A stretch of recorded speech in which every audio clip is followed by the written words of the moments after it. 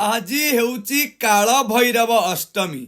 ए काल भैरव अष्टमी रे आपण गोटे मंत्र को उच्चारण करबा क्षणी आपणकर सारा अटकी रहउतिबा कार्य पूर्ण हेबो एवं आपणक घरे उपरे किंबा आपणक उपरे होइतिबा तंत्र मंत्र जंत्र बाधारु मध्य मुक्ति मिली थाए।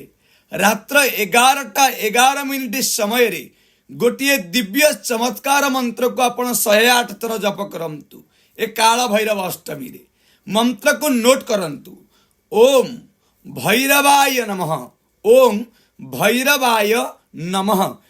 यही चमत्कार मंत्र आपणक भाग्य को संपूर्ण परिवर्तन करने सहित आपणक मनर भय को मध्य दूरीभूत करिथाए। तंत्र मंत्र जंत्र बाधार मध्य मुक्ति प्राप्ति करिथाए। शत्रु बाधार मध्य मुक्ति पाई थांती। आपण छोटिया उपायटी आज आधार करंतु, सफलता प्राप्ति करंतु। रहउची नमस्कार। जय जगन्नाथ, जय महाकाली।